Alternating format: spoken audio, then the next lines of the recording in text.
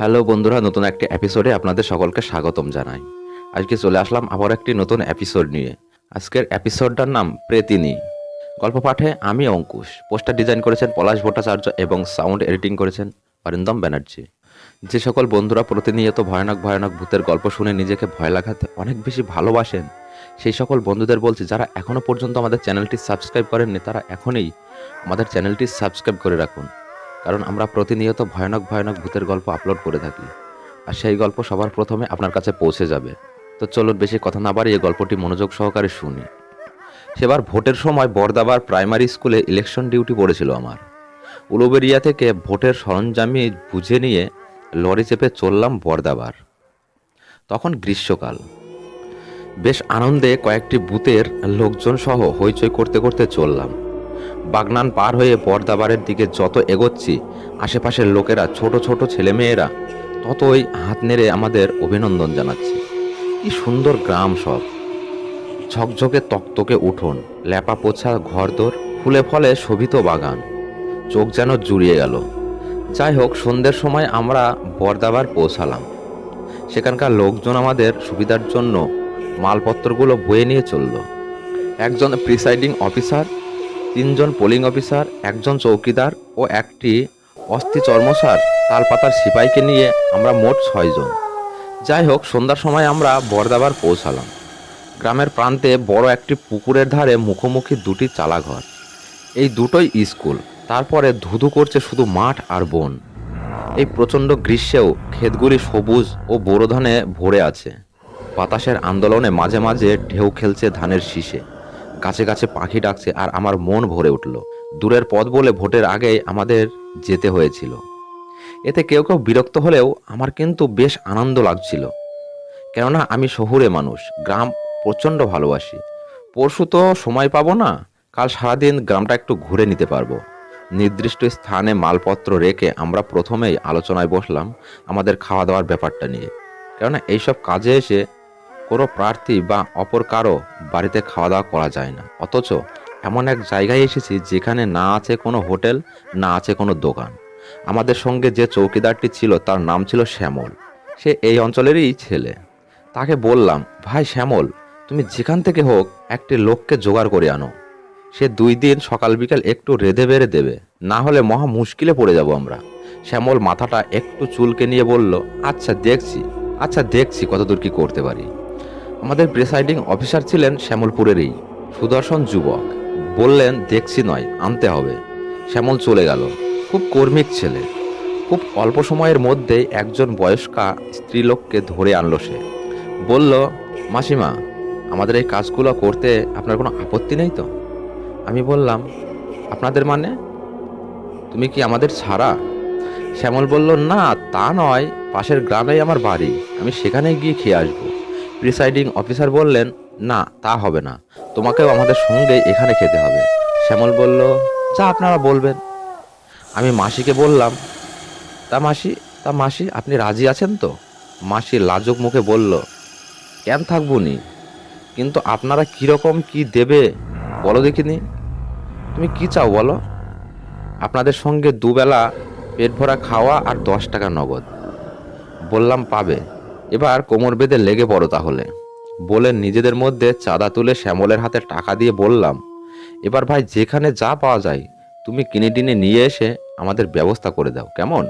শ্যামল টাকা নিয়ে চলে গেল। আমরা অনেক রাত পর্যন্ত খাওয়া দাওয়ায় বসে গল্প করে আলাপ আলোচনা করে কাটালাম।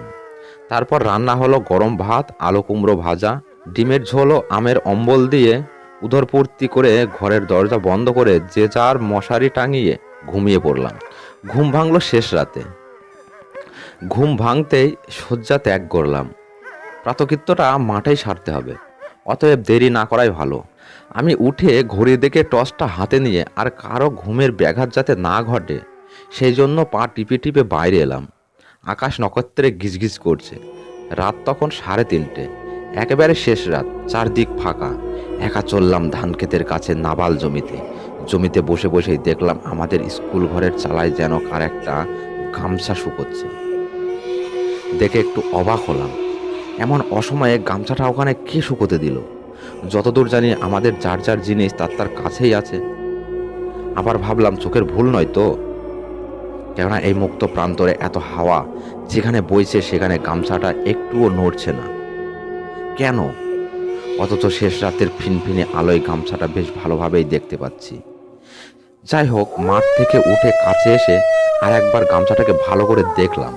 না, কোনো ভুল নেই দেখার। ভাবলাম নিশ্চয় কেউ এখানে গামছা রেখে মাঠে গেছে, কিন্তু কোথায়, কে? যতদূর চোখ যায় কেউ কোথাও নেই। যাই হোক, যারই গামছা হোক না কেন, এই নিয়ে আমার আর কোনো মাথা ব্যথা নেই। পাশের পুকুর থেকে মুখ হাত ধুয়ে কাপড় কেচে উঠে এলাম। বিস্ময়ের পর বিস্ময়। উঠে এসে দেখলাম গামছাটা যেন ম্যাজিকের মতো উধাও হয়ে গেছে। আশেপাশে তাকিয়ে কাউকে দেখতে পেলাম না। চারদিক এত ফাঁকা যে এতটুকু সময়ের মধ্যে গামছাটা নিয়ে চলে যাওয়ার কারো পক্ষে সম্ভব নয়। তাই মনটা কীরকম খারাপ হয়ে গেল। ভয়ও পেলাম একটু, গাটাও ছমছম করে উঠল। তাড়াতাড়ি ঘরে ঢুকে দরজা বন্ধ করে মশারি খুলে নিজের বিছানাপত্র গুটিয়ে রাখলাম। অনেক পরে ভোর হলো। সকালবেলা সহকর্মীদের কাছে ঘটনাটা বলে জানতে চাইলাম আমাদের ভেতর থেকে কেউ গামছাটা ওখানে রেখেছিল কি না, কিন্তু না, এক বাক্যে সবাই না বলে দিল। সবাই যে যার মতো পুরনো গামছা বের করে দেখালো। ও গামছা তো নতুন, তাছাড়া কাল রাতে শয্যা গ্রহণের পর কেউ ওঠেও নি। কথাটা প্রচার হতে গ্রামের অনেকেরই মুখ দেখলাম শুকিয়ে গেল। এক ভদ্রলোক বললেন, আপনাদের বলে দেওয়া হয়নি জায়গাটা একটু দোষান্ত? শুধু আপনি নয়, আমাদের অনেকেও ওই রকম নতুন গামছা বা লাল পাড়ি শাড়ি শুকোতে দেওয়া অবস্থায় দেখেছে, কিন্তু যার জিনিস আজ পর্যন্ত তাকে কেউ দেখেনি। যাই হোক, রাত বিরিত একা কেউ বেরোবেন না ঘর থেকে।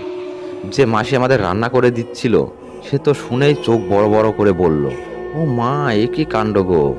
তবে শোনো বাছা, আপনারা যদি ভয় না পাও তাহলে বলি। বলেই সে নানা রকম উদ্ভট গল্প শোনাতে লাগলো। এইসব নাকি ভুতুরে ব্যাপার। এমনকি এও বলল যে ঘরটায় আমাদের রান্না খাওয়া হচ্ছে সেই ঘরটায় এত ভুতুরে উপদ্রব যে রাত্রিবেলা কেউ ওই ঘরে টিকতে পারে না, এবং সেই কারণেই আমাদের থাকার জন্য এই ঘরখানির ব্যবস্থা করা হয়েছে। এরপর সারাদিন ধরে চলল আমাদের মধ্যে নানা রকম অবিশ্বাস্য সব কার্যকলাপ। ঝড়টা বেশি বইল আমার ওপর দিয়ে। সবাই বলল, দূর মশাই, সাত সকালবেলায় আপনি এমন মেজাজটা খিঁচড়ে দিলেন না যে সারাদিনের কাজটাই মাটি হয়ে গেল। আমাদের প্রিসাইডিং অফিসার অত্যন্ত স্মার্ট ও একরোকা যুবক, ভূতটুত তো বিশ্বাসই করেন না। কাজেই এইসব ব্যাপার তার কাছে স্রেফ একটা হাসির খোরাক ছাড়া আর কিছুই নয়। তিনি বারবার আমাকে বলতে লাগলেন, ওই দেখুন বরুণবাবু, কি আপনার পিছনে দাঁড়িয়ে আছে। চৌকিদার শ্যামল বলল, আজ রাতে শোয়ার সময় আপনাকে বেশি করে জল খাওয়াবো, যাতে মাঝরাতে একা উঠতে হয়। তালপাতার সেপাই বলল, আমার হাতে মশাই এই বন্দুকের নলটা যতক্ষণ আছে ততক্ষণ আমি কাউকে পরোয়া করি না। ভূতের হিম্মত থাকে আমার সঙ্গে এসে লড়ে যাক। শুধু এই নয়, আরও অনেক টিটকিরি, অনেক হাসাহাসি চলল সারাদিন ধরে। আমি অবশ্য চুপচাপ রইলাম, তাছাড়া উপায় নেই তো। কেননা এটা তো ঠিক আজকের দিনে এইসব উদ্ভট ব্যাপার কাউকে বিশ্বাস করানো যায় না। যাই হোক, সারাদিন আমরা ঠাট্টা তামাশা হাসাহাসির মাঝে বুথটাকে বেশ ভালোভাবেই সাজিয়ে রাখলাম। কাল ভোট, যাতে সকালবেলা কোনো রকম অসুবিধা না হয় সেইভাবে সব ঠিক করে ব্যালট পেপারগুলো বিছানায় নিয়ে শুয়ে পড়লাম। শুয়েও অনেকক্ষণ ভূতভূত করে কাটলো। শ্যামল বলল, ওই দেখুন, চালার ওপর কিসের শব্দ হচ্ছে। তালপাতার সেপাইটা বলল, আমার বেঞ্চিটা যেন কিরকম দুলছে ভাই। কে যেন একজন বলল, বরুণবাবু, একবার উঠে দেখুন তো। মনে হলো আপনার নাম ধরে বাইরে কে একজন ডাকলো। এই সবই রসিকতা। প্রিসাইডিং অফিসার বললেন, কি মশাই, আপনারা কি একটু ঘুমোতে দেবেন নাকি? কাল কিন্তু ভোরে ভোরেই উঠতে হবে, তারপর সারাদিন নিঃশ্বাস ফেলারও সময় পাবেন না। ভোট শেষ হলেও রেহাই নেই। লরির আশায় হা করে বসে থাকতে হবে, উলুবেরিয়ায় গিয়ে মালপত্র জমা দিতে হবে। চুপচাপ শুয়ে পড়ুন সব। কথাটা ঠিকই, রসিকতা ছেড়ে সবাই চুপ করলো। একটু পরে দু একজনের নাক ডাকার শব্দ শোনা গেল। তারপরে এক সময় নিজেও ঘুমিয়ে পড়লাম। মাঝরাতে হঠাৎ এক চিৎকার ও গোঙানির শব্দে ধড়মড়িয়ে উঠে বসলাম। কি ব্যাপার? ব্যাপার কি? আচমকা ঘুম ভেঙে গিয়ে হাত পা থরথর করে কাঁপছে তখন। সবাই কি হলো বলে মশারি শুটিয়ে টর্চ জেলে উঠে দাঁড়ালাম। আমাদের ভেতর থেকে কে যেন একজন হারিকেন জ্বালালো। সেই আলোয় দেখলাম সেপাই ও চৌকিদার দুজনকে জড়িয়ে ধরে মেঝেতে বিছানায় মশারি সমেত ডেলা পাকিয়ে গড়াগড়ি খাচ্ছে। আমরা তাকে মুক্ত করে চোখে মুখে জল দিয়ে পাখার বাতাস করতে লাগলাম। অনেক পরে একটু প্রাকৃতিক হয়ে তারা যা বলল তা হলো, এই মধ্যরাতে সেপাই ও চৌকিদার হঠাৎ অনুভব করলো কে যেন ওদের পায়ে হাত বুলিয়ে দিচ্ছে। প্রথমে ওরা ভেবেছিল আমাদের ভেতর থেকে কেউ নিশ্চয় ওদের ভয় দেখাবার জন্য এইরকম করছে। তাই ওরা টর্চ জেলে যখন খুব ভালোভাবে দেখলো আমরা সবাই নিদ্রামগ্ন, তখন ওরা সজাগ হয়ে উঠল। ক্ষণিক শুয়ে থাকার পরেই ওরা অনুভব করলো কে যেন ওদের দুজনের পায়ে দুটো বরফের মতো ঠান্ডা হাত দিয়ে আবার টিপে ধরেছে। ওরা টর্চ জেলে দেখলো কোথায় কে। আবার দুজনে মুখ চাওয়াচাই করে শুয়ে পড়লো। ঘুম তো এলোই না, উপরন্ত পাছে বিরক্ত হয় সেই ভয়ে কেউ ডাকতেই পারলো না আমাদের। ওরা দুজন তখন যুক্তি করে দুজনের শয্যা এক করে নিয়ে একই মশারির ভেতরে জেগে শুয়ে রইল। একটু পরেই আবার পা টেপা। যে হাত ওদের পা টিপে দিচ্ছে সেই হাতের শাখা, নোয়া, চুড়ি ইত্যাদি স্পর্শ পাওয়া যাচ্ছে। ওরা এবার টর্চ না জেলে উঠে বসতে গিয়েই দেখলো মশারির কোণে এক বিভৎস চেহারার মহিলা ওদের দিকে ড্যাব ড্যাব করে চেয়ে বসে আছে। তার সেই চাউনির মধ্যে ক্রোধের আগুন যেন ছিটকে বেরোচ্ছে। এরপরের কথা ওদের আর মনে নেই। ওরা চিৎকার করে জ্ঞান হারায়। ওদের কথা শুনে আমরা স্তব্ধ হয়ে গেলাম। আমাদের প্রত্যেকেরই গায়ের লোম খাড়া হয়ে উঠল। ঘড়ির দিকে তাকিয়ে দেখলাম রাত তখন 1টা। সেই রাতে আমরা আর কেউ ঘুমালাম না। সবাই যেন জেগে বসে আছি এক অপ্রত্যাশিত ভয়ঙ্কর ভয়ের আশায়। আজকের গল্পটা এই পর্যন্তই। বন্ধুরা, গল্পটা কেমন লাগলো কমেন্ট করে জানাবেন। যদি গল্পটা আপনাদের এতটুকু ভালো লেগে থাকে বন্ধুদের মাঝে শেয়ার করে বন্ধুদের একটু শোনার সুযোগ করে দেবেন। নমস্কার।